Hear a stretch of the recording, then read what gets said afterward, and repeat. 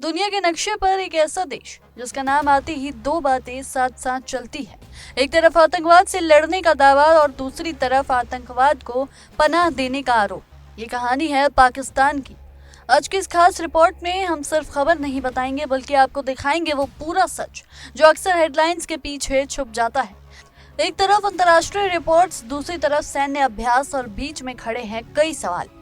क्या पाकिस्तान वाकई आतंकवाद के खिलाफ लड़ रहा है या फिर ये सिर्फ एक रणनीतिक खेल है?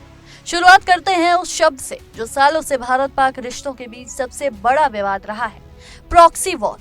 प्रॉक्सी वॉर यानी ऐसा युद्ध जिसमें कोई देश सीधे लड़ाई नहीं लड़ता बल्कि गैर राज्य तत्वों जैसे आतंकी संगठनों का इस्तेमाल करता है। भारत का आरोप है कि पाकिस्तान लंबे समय से इस रणनीति पर काम कर रहा है। सीमा के पार से आतंकी गतिविधियां, घुसपैठ और हमलों के जरिए भारत को अस्थिर करने की कोशिश। ये सिर्फ बयान नहीं है बल्कि कई घटनाएं, कई हमले और कई जांच रिपोर्ट्स इन्हें बार बार सामने लाती रहती हैं। अब जरा नजर डालते हैं अंतर्राष्ट्रीय रिपोर्ट्स पर। मार्च 2026 अमेरिकी कांग्रेस से जुड़ी रिपोर्ट और कई ग्लोबल सिक्योरिटी एक्सपर्ट्स का विश्लेषण एक बड़ा दावा करता है। पाकिस्तान में 150 से ज्यादा आतंकी संगठन सक्रिय हैं। सोचिए, 150 से ज्यादा संगठन। यह सिर्फ एक आंकड़ा नहीं है, ये एक पूरी व्यवस्था की ओर इशारा करता है। इनमें से करीब 15 संगठन ऐसे बताए जाते हैं जो बड़े पैमाने पर ऑपरेशन चलाने की क्षमता रखते हैं। कुछ क्षेत्रीय, कुछ अंतर्राष्ट्रीय और कई ऐसे जिनके नाम पहले भी दुनिया को हिला चुके हैं। अब सवाल उठता है, अगर ये संगठन मौजूद है तो क्या ये खुलकर काम करते हैं या फिर सिस्टम के अंदर छुपकर नई पहचान के साथ सक्रिय हैं? अब आते हैं पाकिस्तान की अपनी संस्था पर, NACTA, national counter terrorism authority. इस संस्था की अप्रैल 2026 तक की रिपोर्ट के मुताबिक लगभग 90 संगठनों को प्रतिबंधित घोषित किया गया है। लेकिन यहाँ कहानी और दिलचस्प हो जाती है। विशेषज्ञ कहते हैं सिर्फ बैन कर देना समस्या का समाधान नहीं होता, क्योंकि कई संगठन नाम बदल लेते हैं, नई शाखाएं बना लेते हैं और फिर से सक्रिय हो जाते हैं। यानी खतरा खत्म नहीं होता, सिर्फ उसका रूप बदल जाता है। अब नजर डालते हैं संयुक्त राष्ट्र की भूमिका पर।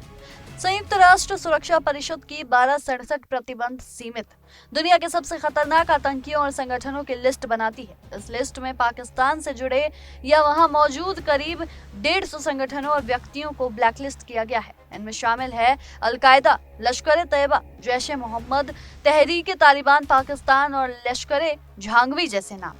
ये वो संगठन हैं जिनका जिक्र आते ही दुनिया की सुरक्षा एजेंसियां सतर्क हो जाती हैं। अब जरा इस पूरी तस्वीर को जोड़कर देखिए।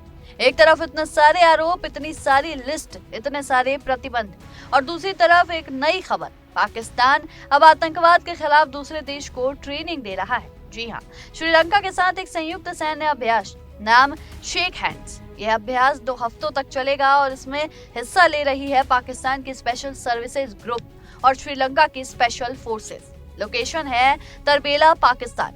पाकिस्तानी सेना की मीडिया विंग ISPR के मुताबिक इस अभ्यास का मकसद है आतंकवाद रोधी क्षमताओं को मजबूत करना, ऑपरेशनल अनुभव साझा करना और दोनों देशों के सैन्य रिश्तों को और गहरा करना। लेकिन यही सबसे बड़ा विरोधाभास सामने आता है। जिस देश पर खुद आतंकवाद को पनाह देने का आरोप है, वही देश अब एंटी टेरर ट्रेनिंग दे रहा है।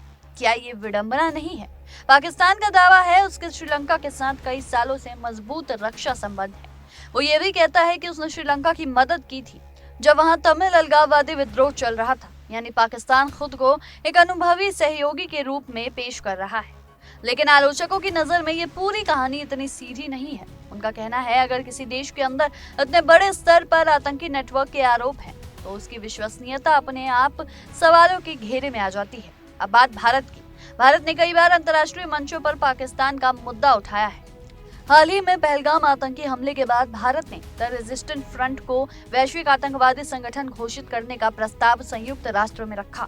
ये प्रस्ताव अब विचाराधीन है और यही बताता है कि ये मुद्दा सिर्फ 2 देशों के बीच नहीं है बल्कि एक वैश्विक चिंता बन चुका है। अब सबसे बड़ा सवाल आगे क्या अंतर्राष्ट्रीय दबाव पाकिस्तान को मजबूर करेगा कि वो अपनी नीतियों में बदलाव करे, या फिर ये दोहरी तस्वीर यानी एक तरफ कार्रवाई और दूसरी तरफ आरोप ऐसी ही चलती रहेगी? आज के दौर में जहां आतंकवाद किसी एक देश की समस्या नहीं बल्कि पूरी दुनिया के लिए खतरा है, हर देश की जिम्मेदारी है कि वो सिर्फ बयान ना दे बल्कि जमीन पर कार्रवाई भी दिखाए। लेकिन जब आरोप, रिपोर्ट्स और हकीकत तीनों अलग अलग दिशा में नजर आए तो सवाल उठना लाजमी है।